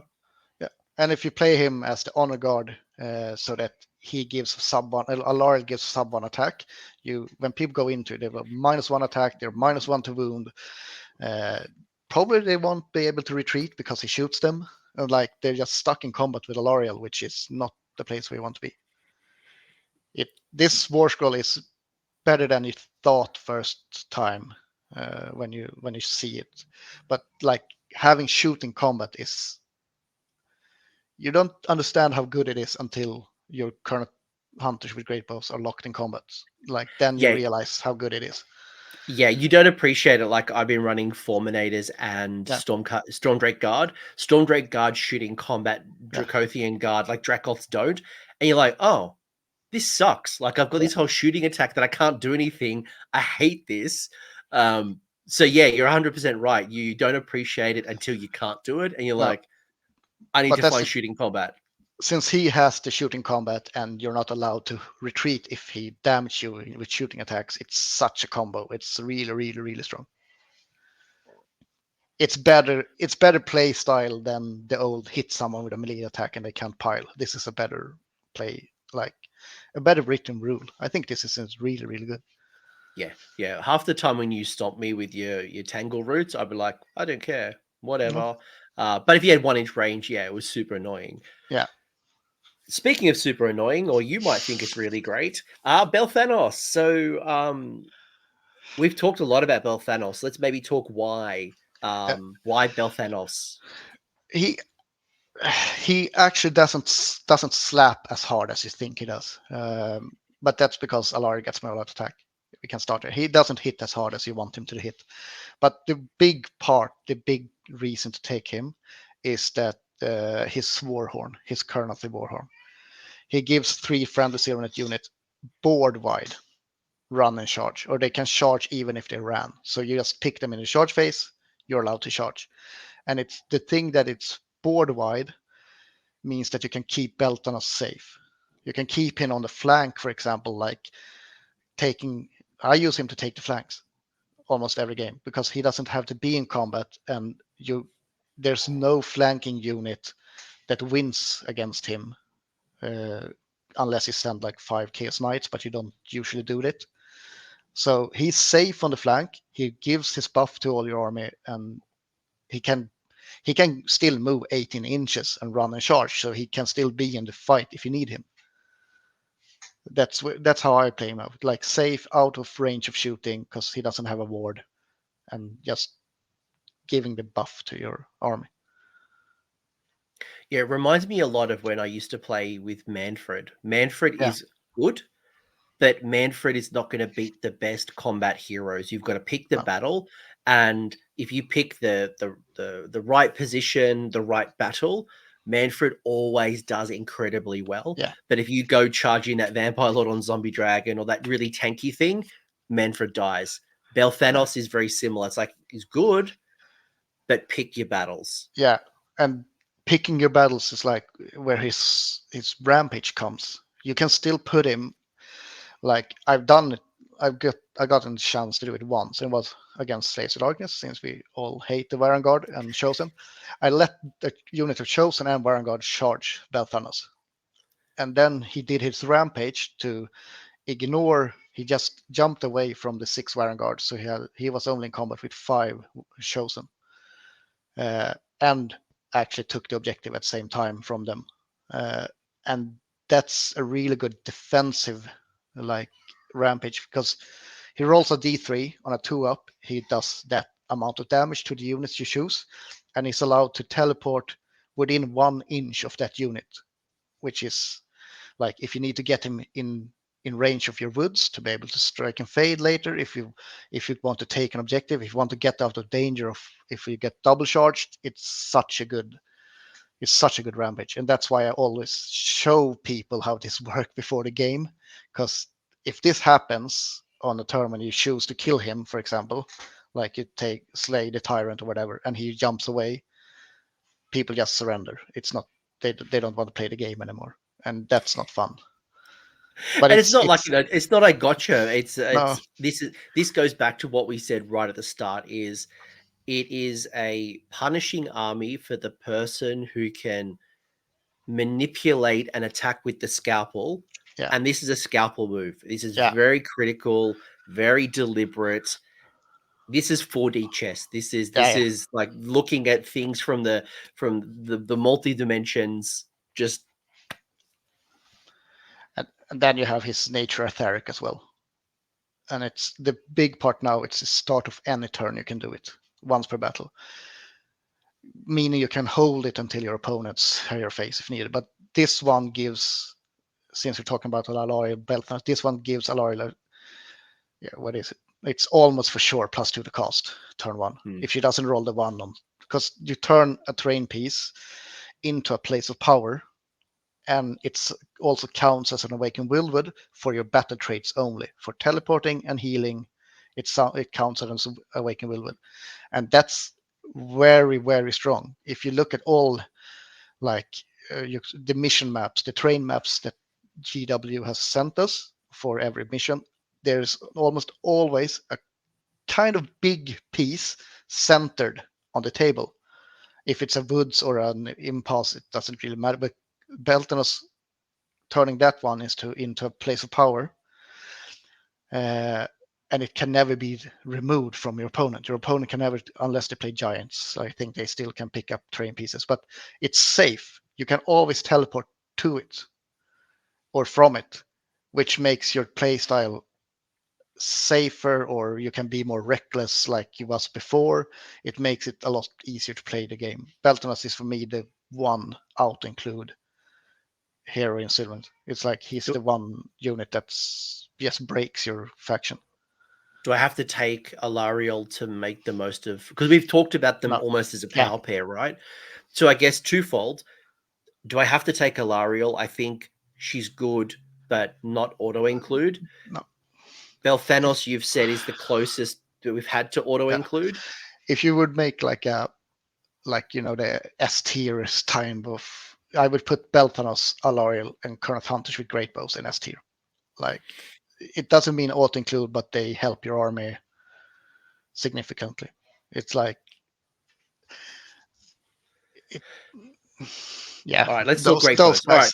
Yeah. Cool. Let's talk Great Bows. All right. So, because I don't want to get too deep into individual here, because like someone's like, I don't want to run my Belthanos. It's a good time to run Belthanos. It's a good time to run Alariel. Let's talk bows, because bows kind of got a little bit kicked in the crotch in the last edition. We kind of stopped seeing them for a while. These seem to be one of our favorite new old units. Like we used to love them. They disappeared. They kind of back. Yeah, this is as the game is now. I would say a unit of 6 Current Hunter Great Bows is the first thing I put in an army. It's like it's the the best. You will see it in all other armies. You will see 20 sentinels in General's Regiment. You will see long strikes in General's Regiment. Shooting units that do their thing well tend to be reinforced, and in the General's Regiment to be able to get +1/+1. These are really good at it. Yeah, it's like if they ignore that you ignore the core rules of guarded hero is what makes them terrifying to play against. It's like 18 or 23 inches. Any small hero stepping within 23 inches of these are dead if I want them to. It's such. I don't want to play against it myself, basically. And they could, with high roll, kill Alar in one turn. It shouldn't happen, but it could. Are you purely hero hunting with them because you've got the anti-hero ability, right? So that's essentially, so like if you start adding this all up, folks, right? So you shoot into a hero, it would be Ren 2 for 2 damage. Yeah. We make it a priority target with the current General's Handbook rules. Depending on who you're targeting, you could be hitting on 2s, wounding on 2s. It does make cover fire even more attractive. Yeah. So my question to you is, how do you make the most of Kurnoth Hunters? I'm just going to say one thing that I don't have the answer for, but by some reasons, Kurnoth Hunters doesn't get sub 1 attacking heroes. There's something with picking target. So Kurnoth Hunters completely ignore the -1 to hit against heroes as well. I don't know why. I've just seen it written in like your Discord by Madigan and stuff. I don't really know why. But since you're hero hunting with them, people know it, which means you're not gonna hunt heroes. So unless they give them to you, they're still gonna do around 10 damage into a unit, into a screen or a 4 or 5 up save unit. You're still gonna do 10 damage into like skeletons or whatever you. So when people don't give you the heroes, kill their point takers still. Kill the 3 bats. Kill the furies. Kill whatever, like the small. If you're in a mirror match, kill the 3 remnants from Sylvaneth. Like kill stuff that people take points with instead of the heroes. I probably shoot more into like screens or point taking units than heroes with them. And the covering fire is, if you have the command points, use it every turn. Yeah, that's the challenge, right? Yeah. But I mean, the consistent profile, 3s, 3s, 2 attacks each. Their range did get shorter, but so did everybody's. The 2 damage a pop. They are, I mean, 5 health as well is fantastic. Yeah. The part that people overlook and has always overlooked with bow hunters is their melee attacks. It's like it's 19 attacks on 3s and 3s, damage 1. And if you put your wrathful spirits, so you have round 1 on the tree where they're fighting, if they're against an honor, if they're like the priority target, your 2s and 2s, round 1, damage 1 on 19 attacks. It's gonna win you games. It's more, people don't really see the melee attacks of them. But now when you get stuck in combat and can't teleport out, you realize how good it actually is. Yeah, don't be afraid to be getting him into combat. I agreed. Again, wholeheartedly agree. And the fact you got the champion as well. So what? An unreinforced unit is what? Yeah. 10 attacks. Yeah, 13. Oh, yeah, sorry. Unreinforced. If it's just a unit of 3, it's 10 attacks, melee. hitting on 3s, wounding on 3s, damage 1, and you've already done a whole bunch of damage from the great bows as well. So as a combination, that's brutal.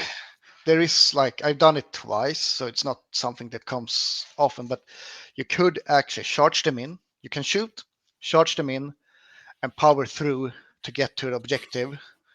And I've only done it when I know that like Belthanos or Belthanos or Durtho is going to be stuck on that objective. So I power them through to give them a 6-up board while standing on that objective. Because you're still 5 wounds. It's not many units that will be more. You're going to be able to power through against the most. And it's Then you make sure only like one current fights in melee, so you don't kill the unit and you're not allowed to power through anymore. But I've done it twice, and so it's a good, like, they are more versatile than people give them credit to. Yeah. Agreed. Yeah. Basically, they don't have to be like you sit at the back, shoot, do advance them forward. Agreed wholeheartedly. Yeah. Often I actually run them turn one to get them center board. If you like put a Laurel in front of them, put them in as close to center as possible with 18-inch reach, and then you have a tree for both of them. It's like, and then if I place it that way, I have bodyguard. The current hunter is going to bodyguard a Laurel, basically. And then you have this castle in the mid board that reaches everywhere on the table, and your heroes are just going to be picked off. It's like it's kind of sad to play against, basically. I was just thinking a reinforced unit is 30 wounds. Yeah. For what, 400 points? Yeah. That's a 5 wounds apiece, 4 up save, 6 up ward if you're contesting an objective. Control score of 2 each. That's really hard to shift. That is almost Chaos Knight level hard to shift. Yeah, it's insane. And then like if you don't kill one model, it will start healing from the battle traits as well. So you will probably never rally one back in Sylvaneth, but if you don't kill them full, it's just gonna heal up to full again. Talk to me about a couple more. Let's pick maybe 3 more War Scrolls. And the reason I only say 3, and I'm making that up, like talk as many as you want, we do have 4 lists. So I think some of these other favorite units, people are going to be like, what about Spite Revs? What about Lancers? What about... It'll start coming out through some of the other lists, but maybe let's put a spotlight on a couple of other units, whether they're just regular units or it has to be a hero. I'll leave it up to you. You tell me. I think we could take the Tree Revenants. It's a staple. It's been a staple for so long. Even though my list doesn't run them, it's still... now, Tree Revenants are great. It's like the big, like why they got nerfed is that you can only teleport once with their ability now. Only one unit can teleport. But they have a free teleport, which is insane. Like they teleport from anywhere on the board to anywhere on the board outside of 9 of enemy models. And that, like when we talk to manifestations and stuff, you can actually guarantee them to charge if you want to, or if you get to the point, you can guarantee a charge with them from 19 inches. I just think they're still one of the best units Sylvaneth has. It still will always be because of the teleport. And on missions like Star Strike or Device, people can't leave their home objectives as long as you have 3 elements on the board. It just alters the play style of your opponent, and they're just, I just think they're great. Like they don't punch as hard anymore because the champion lost damage too on his attacks, but that's it. They're still, they do their thing. They just I missed them every game. I didn't play them. I wanted them in every game I did play, but the thing for me why I actually took them out of my list is because I play lazy with them. I get sloppy. They can always save me with their movement. They can always do it like. So I wanted to push myself into placing the trees on the correct place, like learning everything from base.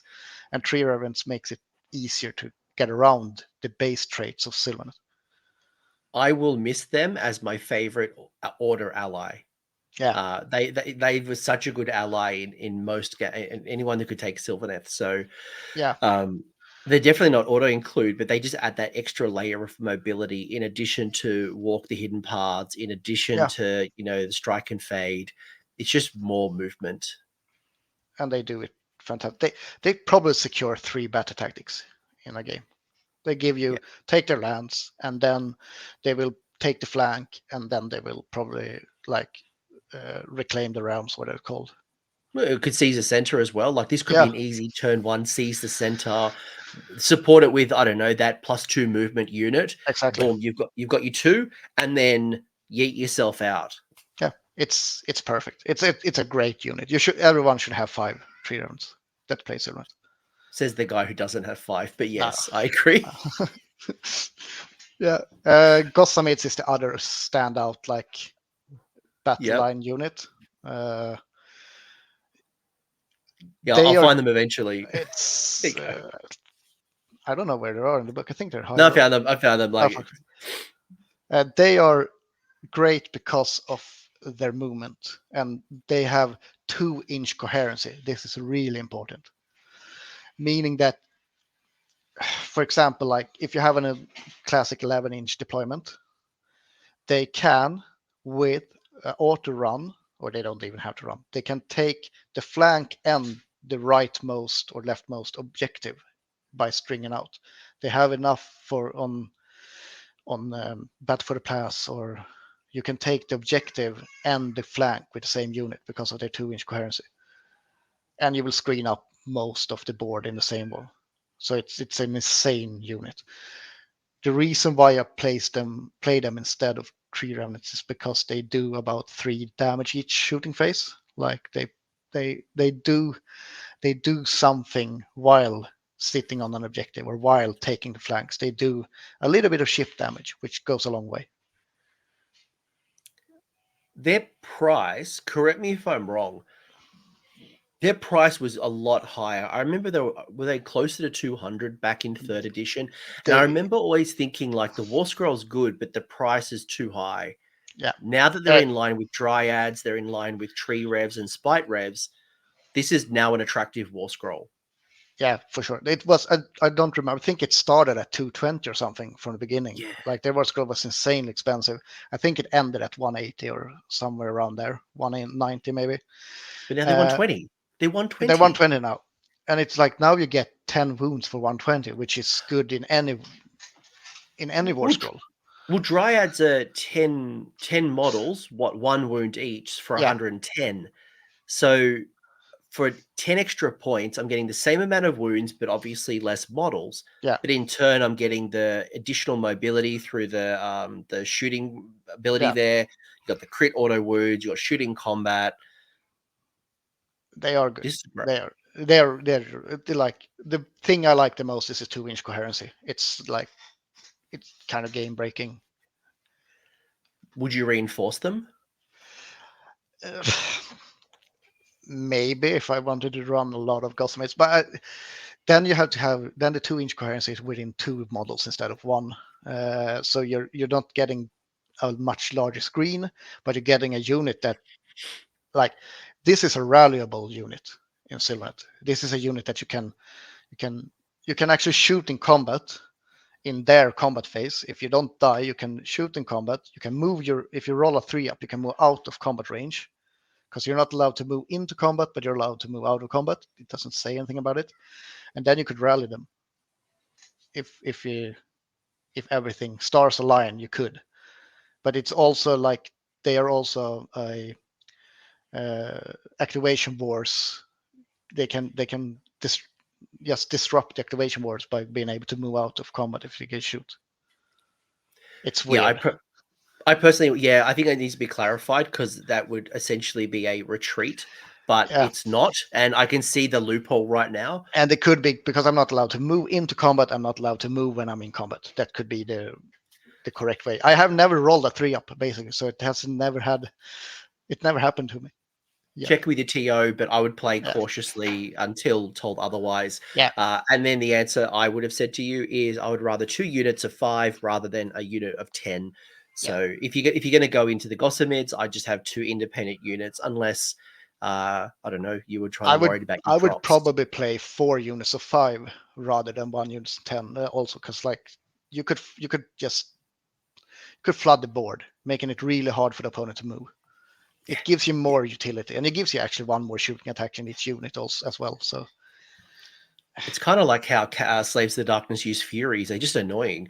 I feel yeah, like a combination of Furies for Slaves to the Darkness and how Stormcast are using Prosecutors right now. I mean, yeah, just high mobility, going into key targets, claiming battle tactics, chipping away and taking out critical pieces. Obviously, there's differences in the War Scrolls, but I like it. It's at the yeah. right price point for me. Should we do later wines because this is the like All right. Last one is the Lady of Vines. Where is she? There she is. This is the War Scroll people thought would be auto-include. That I would rate it as like our worst War Scroll. And that's why I want to bring it up, because if this is the worst we have, the book is really good. Yet to get the problem with Lady Wines is that she has 8 wounds. That's the problem with her. She's a monster with 8 wounds. She can still get cover. She can still because she's not flying, but the things she gives the army in like the auras and stuff, she has to stay alive. And because she's 8 wounds, Alara can't bring her back if you play them together. And she's the war master, so if you don't play with Alara, she has to be the general, which means that the priority target she will die in one turn 100% of the time from long strikes. It's like What if I'm running Belthanos? Like, what if I'm running another War Master? Like, I've got 2 War Masters, and one is Lady of Vines, one is. No, but it's just it's only Alara and Lady Wines that are War Masters. Is Drycha? I haven't like is Drycha. No, Drycha was it before. She was in 3rd. Yes, and Belthanos that's what I'm thinking. Is War Master in his own armor of renown. So. Is he not a War Master generically? No, so only in his, which means Lady Wines will be your general, and she will just die because you want her in combat. You want her. Her whole set is great. It's really, really, really good if she's alive. Because she has an aura making her count as an awakened wildwood for your battle traits, meaning that your units can teleport to her or from her. She will always heal herself. So with Lord of the Clan flat healing 3, she's great. She has 8-inch move, meaning that you could run her forward and then you could teleport your current hunters to her to get to those 23-inch threat range is a lot longer now. She's just great, basically. And her spell is a 5-up ward, hold within 12. The problem is that she never gets it off when she needs it. You need to get this. Everyone, like if you're playing against Lady Wines, know that you have to save and unbind for that spell. If you're Khorne, you're gonna save your 2 blood tides to remove the spell. If like you're gonna save the unbinds for that spell, like it's so important for her. And if you get it off, your army is so much better. Yeah, it's a super castle. A 5-up ward. A 5-up ward on the Lady of Vines would be strong.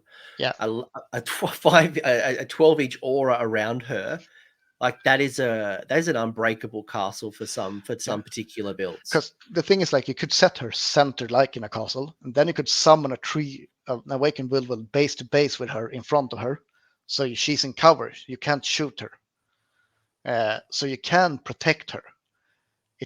It takes a lot more 4D chess to actually do, but that's how I would have set her up. It's like mid-board, 3 in front of her instead of behind her, as we talked about before, but then she's in cover, she can't get shot, and you would take the 3 that's probably the smallest one because the edges wrap around her, meaning you get less, you can't teleport down and shoot her from the side as easily.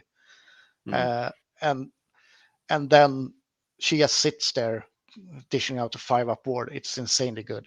And her rampage is why you want her in combat. She can pick an enemy unit that your whole army gets +1 to hit against, or that unit gets sub 1 to hit, which is also great. It's good in a battle plan where there's low objectives, but when you have to start spreading out and you're doing Scorched Earth with 8 objectives, and you've got this one ultimate castle. Yeah, it's not as fun anymore. It's not as like me. If I feel this is the worst war scroll in the book, but it's a good war scroll. The problem for me is that she became like 50. She's 280 now. She was 220, and summoned 10 Dryads before. So she was like 130 for her War Scroll before. So it's like a 150 point swing, which is a lot. It's like what's the 5-up ward? It's the 5-up ward you're paying for. Yeah, it is. And you have to, if she had, I would love to see that be on a command point. Like, because command points are still scarce. I wouldn't see myself activating it every turn, but it would give her points value. It would, if she is worth 208 points with the 5-up board. Yeah, But you can't. interesting. It's the one command point just makes it too easy to guarantee. I think that's the counter to that. I can see the resource management, but like just going cool. One of my 4 command points is going to go into aspect of the Ever Queen. Yeah, that's a feel bad. It's like, what do I do? I can't do anything. No, but it's how it is. Like when Manfred started his aura, there's been a lot of auto command points before, but this makes it playable for the opponent. Like Fireboard is, we have one way to guarantee a 6-up boards. That's why Blade of Wine isn't as good, because you could just run a Warsong Remnant and guarantee your 6-up board. I think the challenge with Sylvaneth overall is you're just spoilt for choices with heroes. Like you can do most of these, right? Like, Warsong Revenant's still good, Tree Lords and Tree Lord Ancients and Durthu still good. You can build in Drycha. It's just that you don't have the points. And if you go too hero heavy, you run out of units. And Sylvaneth needs units. It's like Sylvaneth's problem in army building or list building. It's like you have to build for what you want to do. Like we're not great at standing on circles, so we have to build for the gameplay we want to have. Like Later Wines in the whole 3rd edition didn't fit the army's playstyle. She wasn't, because you were only striking fading. So she never gave you a 4-5 board where you needed it. You could build into it. There was a list that I had before I swapped Archaean and the Splinter Fang. I had a Later Wines list that was alpha pinning your enemy. You could play for it. And now she fits the army better. The army playstyle fits her better. And then she dropped down to 8 wounds and became a monster, making it.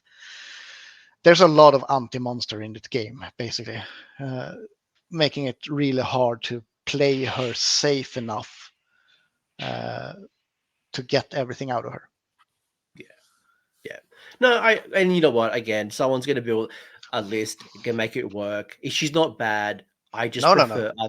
I just prefer other heroes. I prefer the Warsong over her. I would prefer Drycha, Belthanos, Alariel. We've named a bunch of Durthu, multiple Durthus.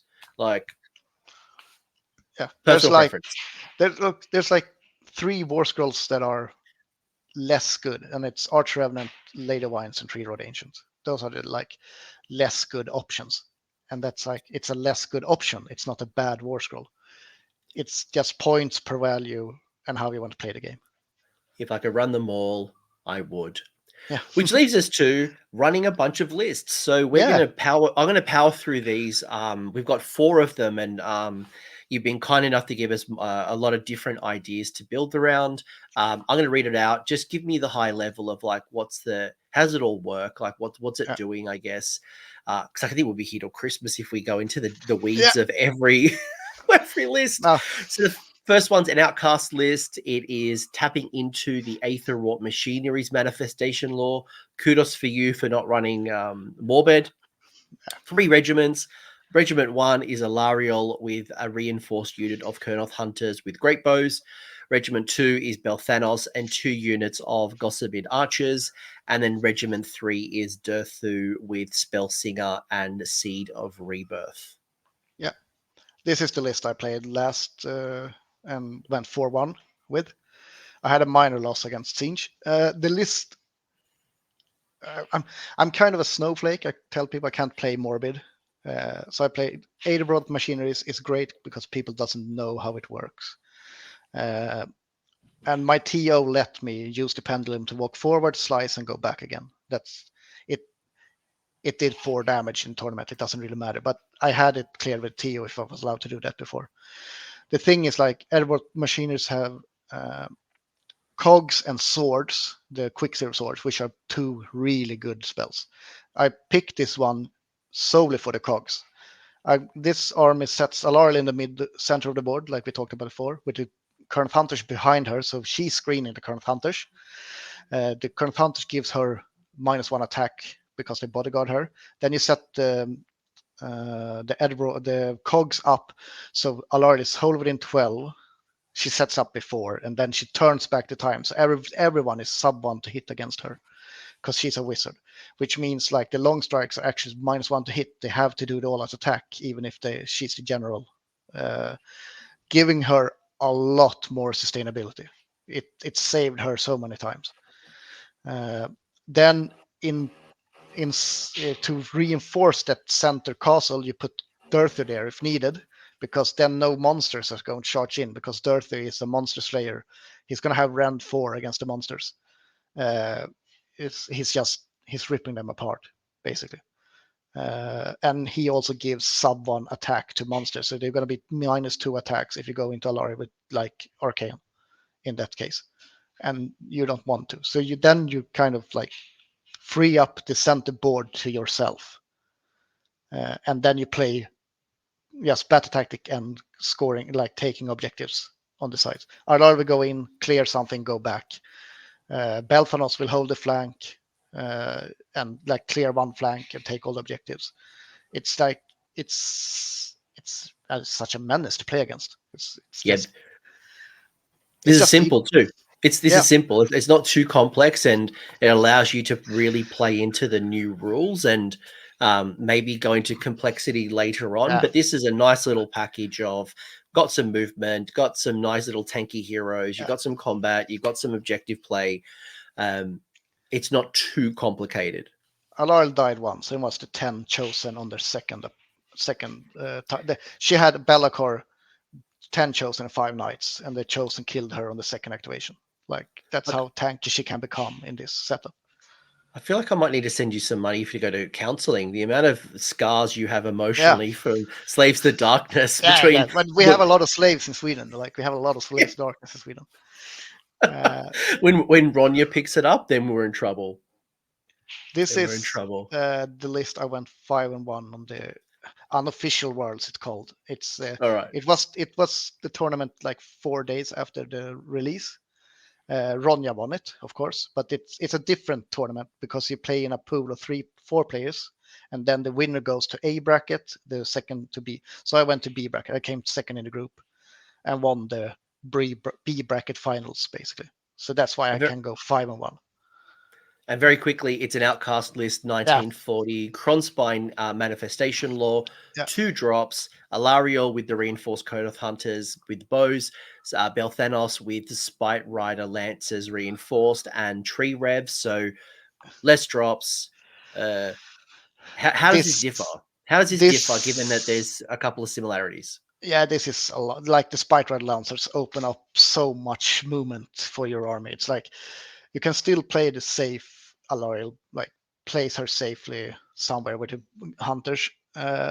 When I played this, the hunters always had +1/+1 because I thought that was the best way to go. But reinforced Spite Rider Lancers killed any backline threat throughout the tournament. The only game I lost, I thought I could alpha pin 10 Blood Knights and the Zombie Dragon dude and Wardry, but they just killed 6 Lancers on the fight back on my turn 1. But you can alpha pin with Lancers. It's 18-inch auto run with run and charge, and they dish out significant damage themselves because they have damage 2 and charge. They kill basically any unit they go into. I think this was the learning point was that I had more casts with Alariel that I could play different than Kronspine. I chose Kronspine because I didn't think I had enough casts in the army. So this is all gas, no breaks. Yeah, I imagine this can be hard to fight with battle tactics. But Yeah, I tell you you what, play Belthanos and Tree Revenants for take the flanks. You play like Tree Revenants is key in this. Like if someone kills your Tree Revenants turn one, you're gonna struggle.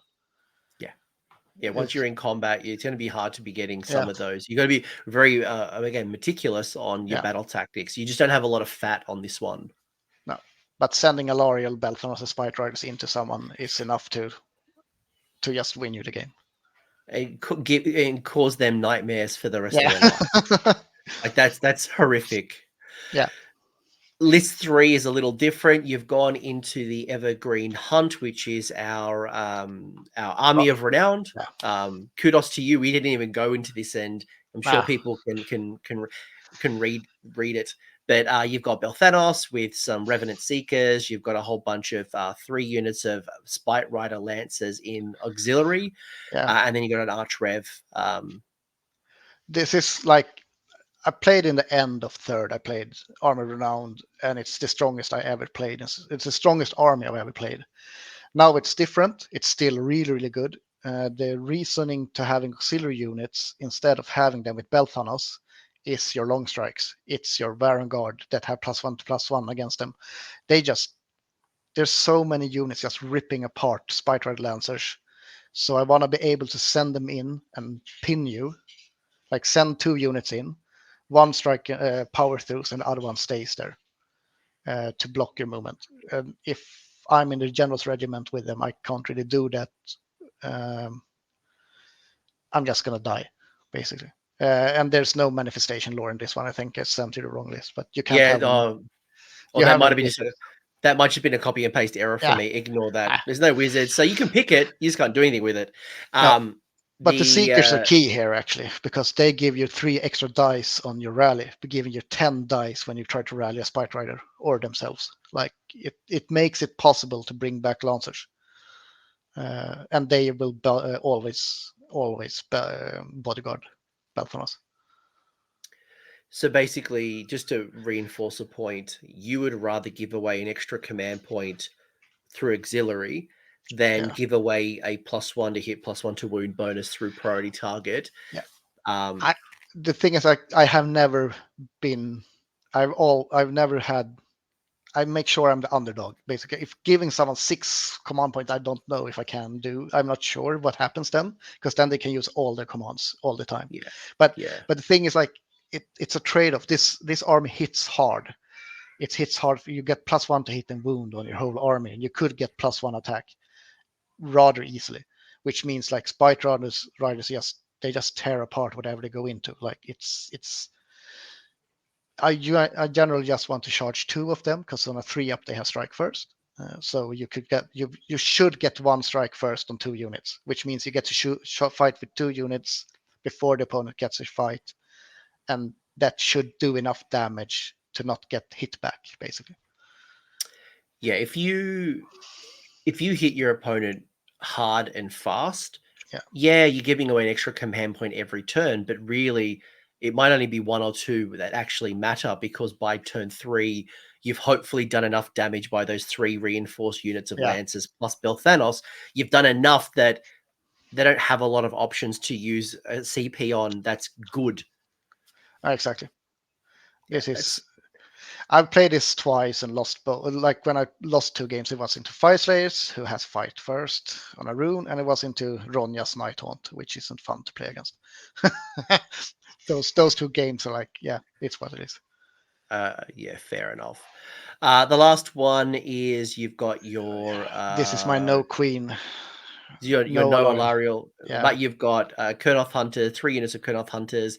The one that I want to touch on a little bit is your Regiment of Renown. So you brought in Callus and Toll, yeah, which I've started to see more and more people are discovering it, which is lovely. It's a wonderful little hero sniping movement yeah. shenanigan unit. They are just like I had to bring in one list with them because the thing is I don't own the models. I only play them on TTS. But they are just the best Regiment of Renown in game. They are probably auto include for any order army. They are insane. It's like you have a unit that's a regiment on their own, but you put them in deep strike. So you don't your first like deployment is deep striking them. Then you get, if you go in second deployment, most other people have put their whole army on the table before you get to drop your first model. And they have like a 4-up, 5-up, 4-up base armor, 5-up ward save in base. And if you put them on an objective, they have 3-up, 4-up instead. So you can't. It's like 22 wounds, 3-up save, 4-up ward. It doesn't. You can just, instead of chasing you can just put them on one of your home objectives, like you said on Scorched Earth, where it's hard to hold all 4. You can put it on your, like, one of your side objectives, knowing that the opponent can never take it from you, and then just play a castle somewhere else. They free up a lot of movement in the rest of the army. And if you go chasing heroes, they are insane at killing wizards and priests. And it's like, yeah, I find Neve Black Talon's one is very similar. It's a good little, again, high movement. But that's the key, right? These are both playing into the strengths of Sylvaneth, which is high mobility. Because this list is a classic shooting castle. This is a like Sylvaneth shooting castle back. I've chosen Gotham Arch instead of 3 Revenants. Otherwise, this would be like a shooting castle from old, and then you can play Toll on the outside. It's like this wants to be charged. The Tree Lord is bodyguarding Dearth. The Tree Lord has +1 to red when it gets charged. It's gonna sub 1. If you're gonna give -1 attack, maybe 2 against a monster, you're gonna give -1 to wound. Branch Witch can give Dearth a strike first. This is a castle you don't want to hit, basically. Yeah. And it's a big castle because it's a 12-inch bubble for your current Hunter Kratos to be with the Revenant. The Warzone gives you +1 ward within. It gives you a 6-up ward within 12, and he reduces enemy wards by 1 within 12, which means that anything goes in probably won't have a ward save, and you hit hard. That's like, it's a fun no queen that is kind of strong. Yeah, no, I like it. Certainly, maybe. I mean, that's a super fragile. That's a 4D chess list. That is absolutely a 4D chess list. So there's hopefully enough ideas to get people started, and obviously some practical stuff, some things as the meta evolves and armies change and heroes rise and fall. There is a lot of rules that has to be figured out before you know if this is actually where it should. It shouldn't be long now before you get to the rule. You should get a bunch of them, whether it's around soon. Then there should be other updates. I imagine there'll be plenty of updates. It just depends on how hard they will swing at some of these very obvious things. And I think fourth edition's brought a lot of new rules to us, which is why a lot of us are smooth brain, just trying to get easy lists, simple to play in the game, and maybe not add too much complexity, but then build it into over time. Make a list that does one thing good and play to it. It's like how most people play now. It's like alpha striking or shooting or whatever. And there's a lot of high movement people are building into cavalry right now, especially. Most cavalry is very strong. That's why lancers are great, because they're anti-cav Ren 2. Yeah, probably a really good meta pick, to be honest. If I was going to a tournament with Sylvaneth, I think a nice little reinforced unit of 6 would probably feature in all of my lists, because the meta is too focused on cavalry right now. Yeah. And you know that you have the Lumineth cavalry that's people playing like 30 horses. You have OBR Chaos playing Knights, a lot of there's Death a lot Riders, Cities of Sigmar, cavalry, like Fulminators and Dragons. Like, there's a lot of, unless you're like, I mean, even Ironjaw Piggies, like everyone's running cavalry, Hex Wraiths. Anti-cavalries are really good just a meta pick. Yeah.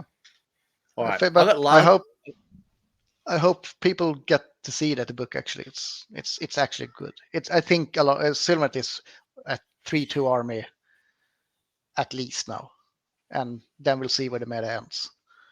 Yeah, I don't think it's overpowered. It's certainly going to be an army that if you go 4-1 or 5-0, it's because you've piloted them really well, you've done your reps, and you've made really good decisions, as opposed to I push my hex wraiths forward and won. Yeah. Go yeah, me. Go me. Yeah, you might have had to dodge the hex waves as well to do it. I got one burning question for you, and then I'm going to let Yeah. you go and go spend some time with the family. But Discord's asked me a lot of questions, and we have acknowledged all of them. So I'm not going to read them all out. No. But when the battle tome comes out, what's the one thing you want from Sylvaneth? Whether it's rules, models, additions, like what's your hopes and dreams? Ooh. Oh, that's a rough one, actually.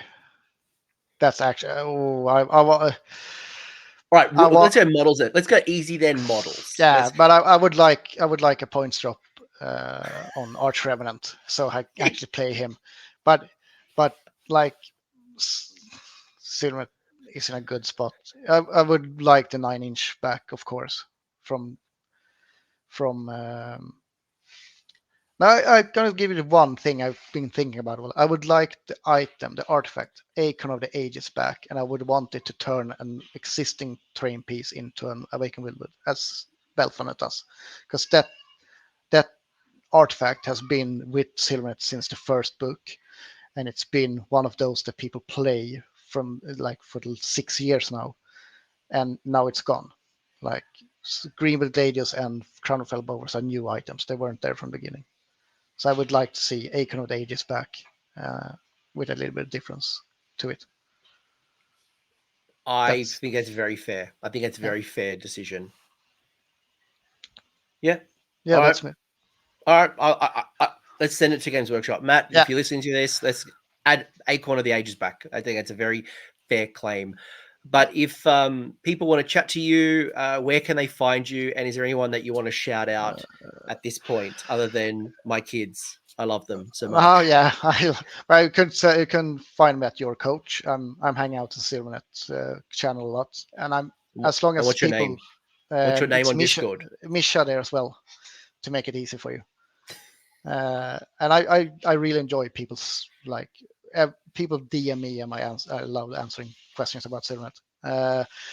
Shout out is Jesper Melander of Asylum War Gaming. He's the one who brought me into the game, to the competitive scene. He's the one if I have questions about Sylvaneth, even though he never plays them, he hates them. He gives me the best advice because he's one of the best players. He was the one who made me realize how to play Citrus, basically, and he doesn't play Sylvaneth. So Jesper Melander should be my shout out. Amazing. Well, Misha, thank you for your time. We could talk for hours, but we've all got things to do. I hope everyone enjoyed the discussion. I'm sure there's plenty of things you're going to talk about, some things that you don't agree with, some things that you want to expand upon. Discord in mind, go chat. Sylvaneth is on fire. Well, hopefully not on fire. Your trees, you burn pretty quickly. I'm sure you are growing and deepening your roots when it comes to 4th edition. Misha, thank you for your time. I hope everyone enjoyed this discussion, and let's see what comes out of the tournament scene and battle plans. All right. Thanks, everybody. Bye. Bye. Thanks for hanging around until the end. I hope you enjoyed that video and you walked away with a few new ideas. Now, if you did, I would love it if you pressed like on the video, as well as left me a comment with your thoughts. The conversation will continue over on Discord, and the link is down below in the episode description. I also want to give a massive shout out to the AoS Coach patrons and YouTube members who are supporting the channel and the growth that you're seeing here. So cheers, you are all bloody legends. And until next time, don't roll a 1-1 on a spell cast.